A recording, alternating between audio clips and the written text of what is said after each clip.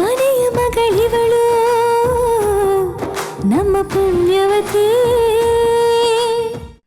ಅಂದ್ರೆ ಏನಿಲ್ಲ, ನೀವೇ ಹೇಳಿ. ಏನ್ ಹೇಳೋದು? ನೀನಿವತ್ತು ನಂಗೊಂದು ಹೊಸ ಪ್ರಪಂಚನೇ ತೋರಿಸ್ಬಿಟ್ಟೆ ಪದ್ಮಿನಿ. ಆ ಪ್ರಪಂಚದಲ್ಲೇ ಲಾಕ್ ಆಗ್ಬಿಟ್ಟಿದ್ದೀನಿ ನಾನು. ಸುಖ ಅಂದ್ರೆ ದೊಡ್ಡ ಬಂಗ್ಲೆಲಿ ಹಾಯಾಗಿ ತಿನ್ಕೊಂಡು ಉಣ್ಕೊಂಡು ಬೇಕಾದನ್ನು ತಗೊಂಡು ಬದುಕೋದ್ರಲ್ಲಿರುತ್ತೆ ಅನ್ಕೊಂಡಿದ್ದೆ. ಆದರೆ ಒಂದು ಪುಟ್ಟ ಹಳ್ಳಿಲಿ ಗಿಡ ಮರಗಳ ಮಧ್ಯೆ ಬದುಕೋದ್ರಲ್ಲೂ ಎಷ್ಟು ಸುಖ ಇದೆ ಅಂತ ನಂಗೆ ಇವತ್ತು ಅರ್ಥ ಆಯಿತು. ಹಣ್ಣೆಲ್ಲ ಬೇಕಂದ್ರೆ ಮನೇಲೇ ಬೇಕಾದಷ್ಟಿರುತ್ತೆ. ಅಕಸ್ಮಾತ್ ಇಲ್ಲ ಅಂದ್ರೂ ಅಂಗಡಿಗೆ ಹೋಗ್ತಾ ಇರೋದು ಇಲ್ಲ ಆನ್ಲೈನಲ್ಲಿ ಬುಕ್ ಮಾಡೋದು ಅಭ್ಯಾಸ ನನಗೆ. ಆದರೆ ಮರದಲ್ಲಿರೋ ಹಣ್ಣಕ್ಕೆ ಕಲ್ಲು ಹೊಡೆದು ಅದು ಬೀಳುತ್ತೋ ಇಲ್ವೋ ಅಂತ ಕಾದು ಫೈನಲಿ ಅದು ಬಿದ್ದಾಗ ಓಡೋಗೋದನ್ನ ಎತ್ಕೊಂಡು ತಿನ್ನೋದ್ರಲ್ಲಿರೋ ಮಜಾ, ಆ ಥ್ರಿಲ್ ಎಷ್ಟಿದೆ ಅಂತ ನಂಗೆ ಇವತ್ತು ಅರ್ಥ ಆಯ್ತು ಪದ್ಮಿನಿ. ಸ್ವಿಮ್ ಮಾಡಬೇಕು ಅನ್ನಿಸ್ದಾಗೆಲ್ಲ ದೊಡ್ಡ ಪೂಲಲ್ಲಿ ಬೇಕಾದಷ್ಟು ಸ್ವಿಮ್ ಮಾಡ್ತಿದ್ದೆ. ಆದರೆ ಹೊಳೆಯಲ್ಲಿ ಪಾದ ಮುಳುಗಿಸ್ಕೊಂಡು ಕೂತ್ಕೊಳ್ಳೋದ್ರಲ್ಲಿ ಎಷ್ಟು ಹಿತ ಇದೆ ಅಂತ ನೀನು ನನಗೆ ತೋರಿಸ್ಕೊಟ್ಟೆ ಪದ್ಮಿನಿ.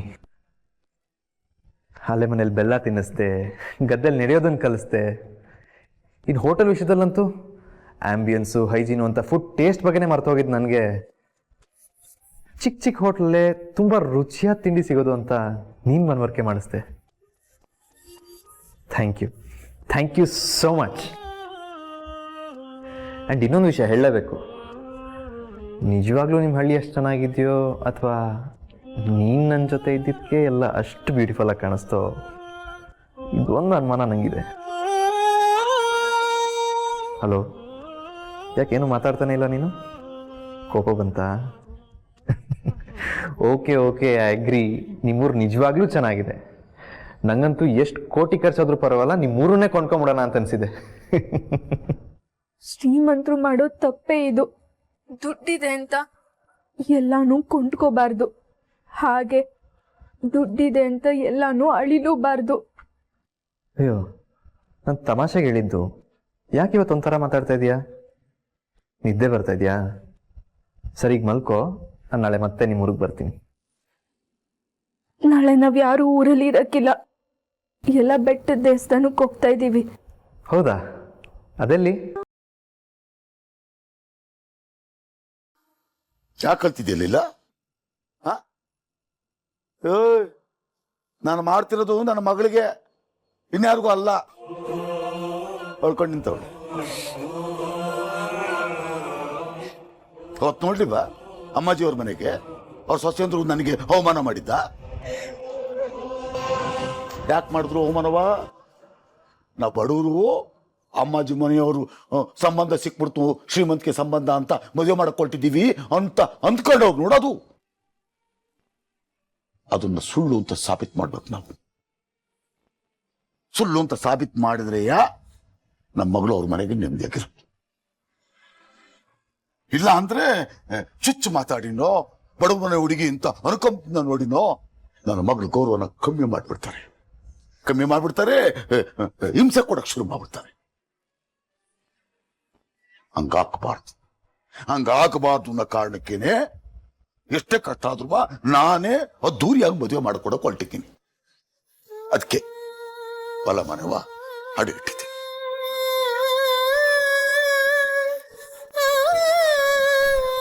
ಅಲ್ಲ ರೀ, ಸಾಲ ಹೆಂಗ್ರಿ ತೀರಿಸ್ತೀರಾ?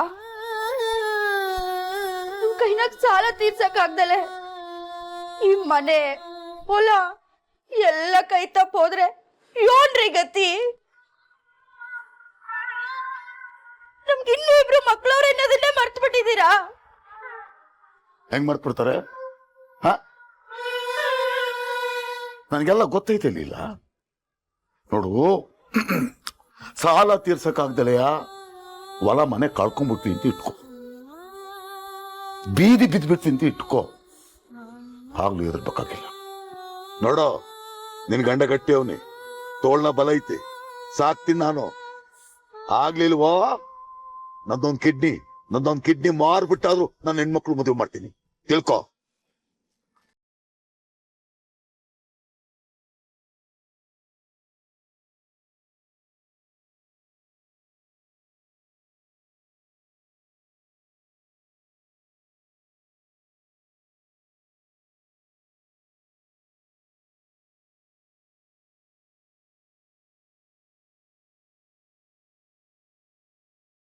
ಯಾಕವ್ವ ನಿಗ್ ಬರ್ಲಿಲ್ವಾ? ಏನನ್ನ ಮಾತಾಡ್ಬೇಕಾ? ಬಾವ ಅಪ್ಪಯ್ಯ,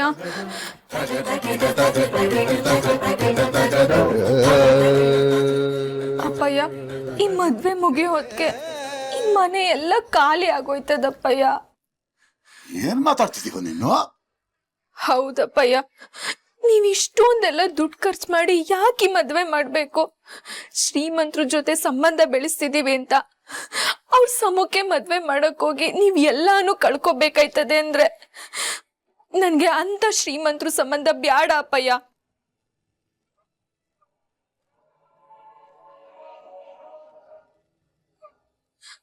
ನಾನ್ ಮಾತ್ರ ಅವ್ರ ಮನೆ ಸುಖವಾಗಿರ್ಬೇಕಾ? ನೀವೆಲ್ರೂ ಇಲ್ಲಿ ಕಷ್ಟ ಪಡ್ಬೇಕಾ? ನನ್ಗಿದ್ ಕೊಕ್ಕೆ ಇಲ್ಲ ಅಪ್ಪಯ್ಯ. ಈ ಮದ್ವೆನ ನಿಲ್ಸ್ಬಿಡಿ. ಏನವ ಮಾತಾಡ್ತಿದ್ದೆ ನೀನು? ಮದ್ವೆನ ನಿಲ್ಲಿಸ್ಬಿಡ್ಬೇಕಾ?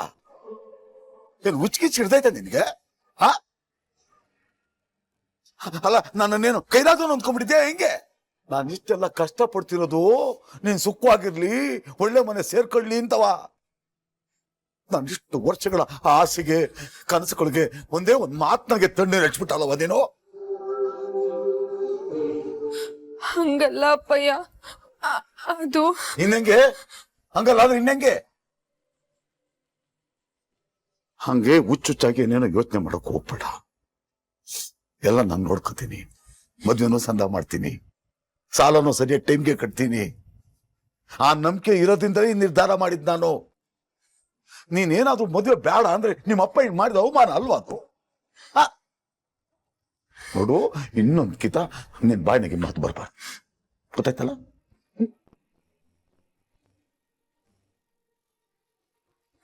ನೀನು ನಿಮ್ಮ ಅಪ್ಪನ ಮೇಲೆ ನಂಬಿಕೆ ಇಟ್ಕೊಳ್ಳಿಲ್ಲ ಅಂದ್ರೆ ಇನ್ಯಾರು ನಂಬ್ಕೋಬೇಕು?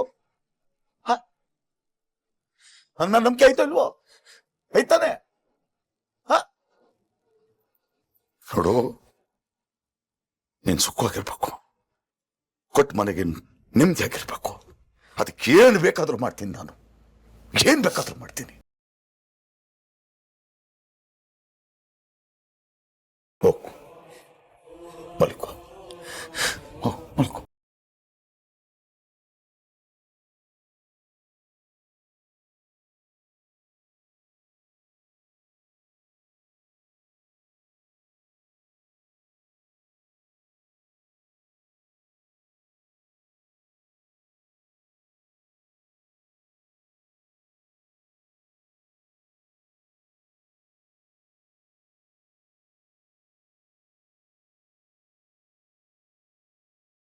ಆಗ್ಲಿಲ್ವೋ?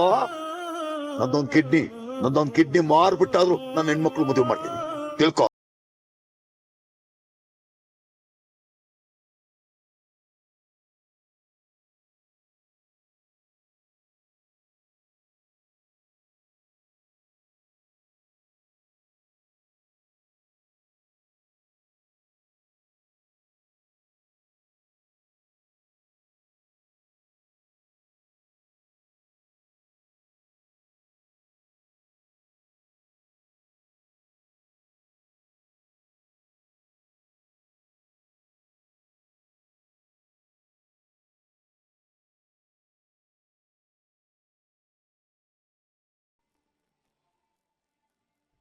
ಇಳಿ.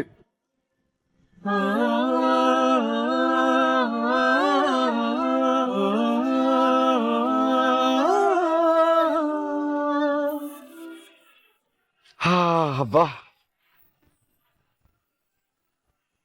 ಇಲ್ಲಿ ಕಾಲಿಕ್ತಿದಂಗೆ ಏನೋ ಒಂಥರ ಸಮಾಧಾನ ಮನಸ್ಸಿನಾಗಿರೋ ನೋವು, ಕ್ಲೇಶ ಎಲ್ಲ ದೂರ ಆಗ್ಬಿಡ್ತಾವ, ಅದ್ರ ಪಾಡ್ಗೋ ಕರ್ಗೋಗ್ಬಿಡ್ತವೆ ಅಂತ ಮಹಿಮಾ ಕ್ಷೇತ್ರ ಇದು.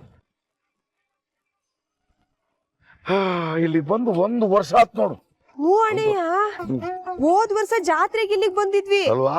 ಅದಾದ್ಮೇಲೆ ಈಗ್ಲೇ ಬರ್ತಾ ಇರೋದು. ಆಮೇಲೆ ಮರ್ತ್ಬಿಟ್ಟಿದ್ದೆ, ಮದುವೆ ಆದ್ಮೇಲೆ ಹೆಣ್ಣು ಗಂಡನ್ನ ಏನು ಪದ್ಮಿನೂ ನಂದನ್ ಇಬ್ಬರನ್ನು ಕರ್ಕೊಂಡು ಇಲ್ಲಿ ಬರ್ಬೇಕು, ಮರ್ತ್ಬಿಟ್ಯಾ ಜ್ಞಾಪಿಸ್ಬೇಕು.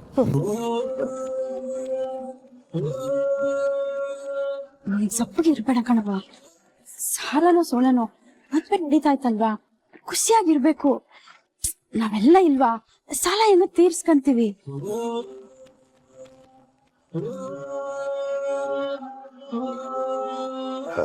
ಲೀಲಾ ಲೀಲಾ ಒಂದ್ ಕಾಯ್ ಕೊಡು.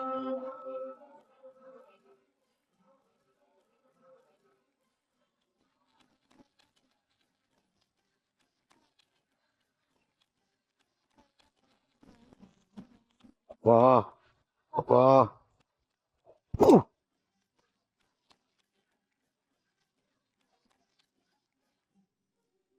ಬರ್ರಿ ಬರ್ರಿ.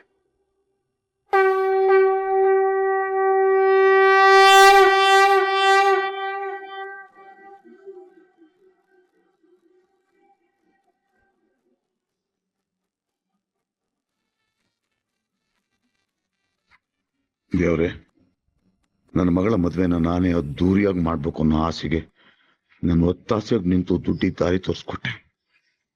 ಇನ್ನು ನಾನು ಕೇಳೋದು ಒಂದೇ, ಮದುವೆ ಸಂದಾಗಿ ನಡೀಲಿ ಹಾಟೆ.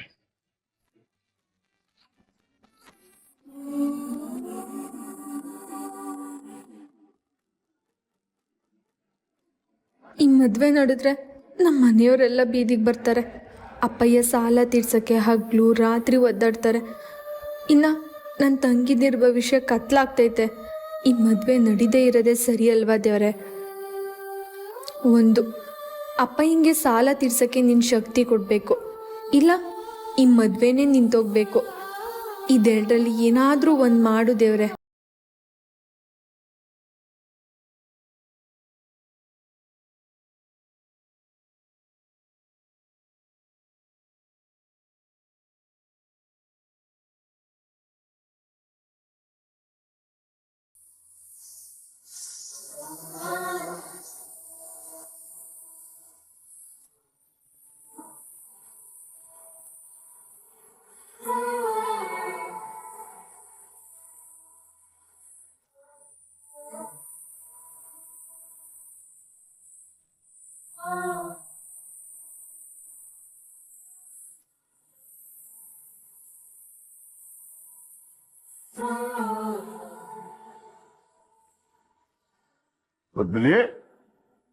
ಪದ್ಮಿನಿ ಎಲ್ಲೋದ್ಲು? ಪ್ರದಕ್ಷಿಣೆ ಹಾಕಕ್ಕೆ ಹೋದ್ಲು ಅಪ್ಪಯ್ಯ.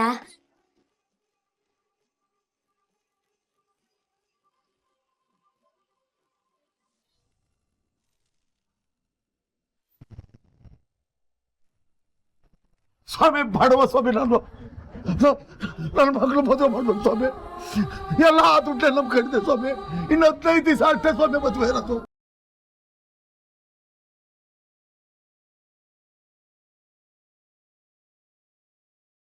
ಪ್ರತಿ ತಿಂಗಳು ಅಸಲು ಜೊತೆಗೆ ಬಡ್ಡಿನೂ ಕಟ್ಬೇಕಾಗ್ತದೆ. ಒಂದ್ ವೇಳೆ ನೀನ್ ಕಟ್ಲಿಲ್ಲ ಅನ್ಕೋ, ಮನೆ ತಾವು ಬರ್ತಾರೆ, ಗಲಾಟೆ ಮಾಡ್ತಾರೆ. ಸಾಲ ಮಾಡ್ಬೇಕಾದ್ರೆ ತಿಂಗಳ ಕೊಡ್ತೀನಿ ಅಂತ ಹೇಳಿ ಈಗ ತಲೆ ಮಸ್ಕೊಂಡು ಓಡಾಡ್ತಿದ್ಯಾ? ನೀ ಭುಜಂಗನ್ ಮಗಳಲ್ವಾ ನೀನು? ಇವಳು ಮದ್ವೆಗೆ ಅನಿಸ್ತೈತೆ ಸೇಟ್ ತವ ಭುಜಂಗ ಸಾಲ ತಗೊಂಡಿರೋದು. ನಂದೊಂದು ಕಿಡ್ನಿ ಮಾರ್ಬಿಟ್ಟಾದ್ರು ನನ್ನ ಹೆಣ್ಮಕ್ಳು ಮದುವೆ ಮಾಡ್ತೀನಿ.